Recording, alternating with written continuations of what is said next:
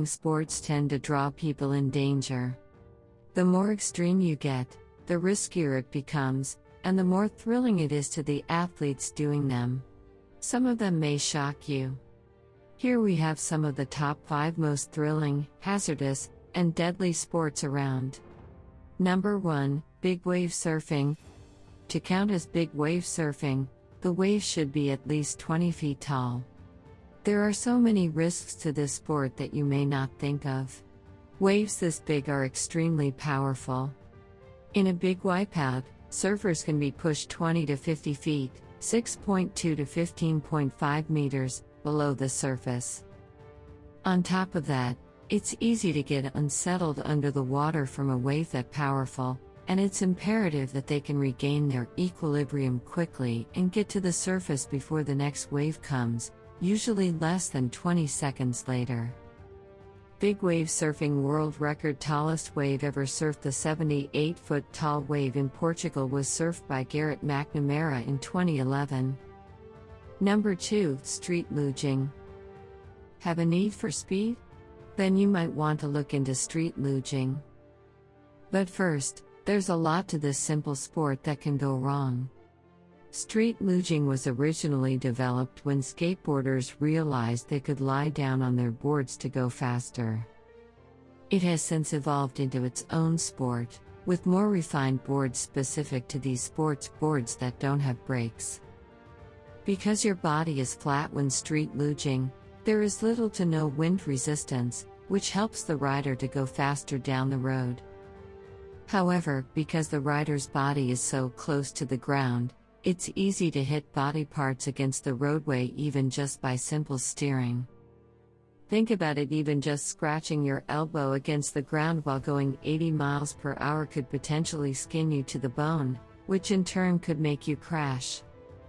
And while riders can get protective gear, suits and helmets, many riders feel like the extra weight only slows them down. The most common injuries in street luging are bruises, broken bones, or dislocated joints. Although there are no dependable statistics yet about deaths. Street luging world record. Fastest speed 101 miles per hour, 164 kilometers per hour, in Quebec, Canada by Mike McIntyre in 2016.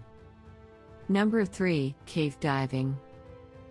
Cave diving is definitely among the most deadly sports. Just imagine this, you're 100 feet deep in the ocean, and you're in a cave. One wrong move and you can't just swim to the surface. You have to exit the same way you went in. When cave diving, you deal with getting lost, running out of the air, in closed spaces, getting stranded in darkness, or dealing with issues due to underwater currents. Cave divers need almost twice the amount of gear than standard open water divers, such as 2 tanks, computers, lights, safety lines, and more. Some divers don't take the dangers as seriously as they should, which shows in the statistics.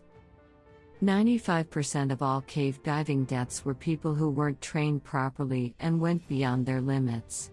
The rest were pros who knew what they were doing. On average, about 10 cave divers die per year. While that may not seem like a high number, to put things into perspective, there are only a few thousand cave divers in the world. Cave diving world record, deepest cave dive 927 feet, 282 meters, in South Africa by Nuno Gomes in 1996. Number 4, Free Solo Climbing. The popular trend of rock climbing has been on the rise. However, most standard rock climbers use a rope. That's where the craziness of free solo climbing comes in. Free solo climbing is rock climbing alone and without any protective gear. It all comes down to pure skill and crossing your fingers. As one could guess, falling is the most common reason for injuries or death. But there are a lot of things to factor into the reason for falling. Even if you're the best climber, you can't account for changes in weather conditions, loose holds, or falling rocks. For the most part, it's not a matter of if you fall, but when. So if skill can't even protect you, What's the attraction? Many climbers who participate in this risky style say it's the purest form of climbing, it's just the climber and the rock. They say the difficulty of gear can get in the way, even if it is safer.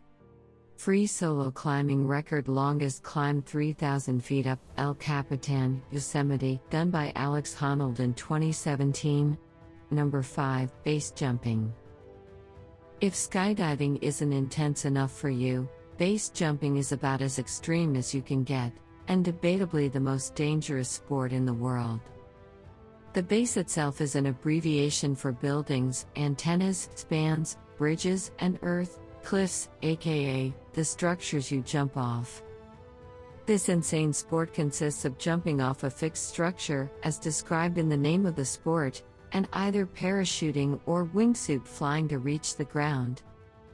While you may not be falling as far as you would if you were to skydive, you have significantly less time to arrange your parachute and a nearly invisible margin for error.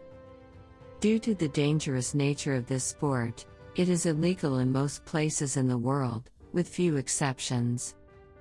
In the United States, Perrine Bridge located in Idaho is the only man-made place where base jumping is legal year-round without a permit. Everywhere else, jumpers will likely face arrest. Due to the legality, many pro base jumpers keep their jumps secretive so as not to be caught by officials. Base jumping world record highest base jump 25,262 feet, 7,700 meters, in the Himalayas by Valerie Rosoff in 2016.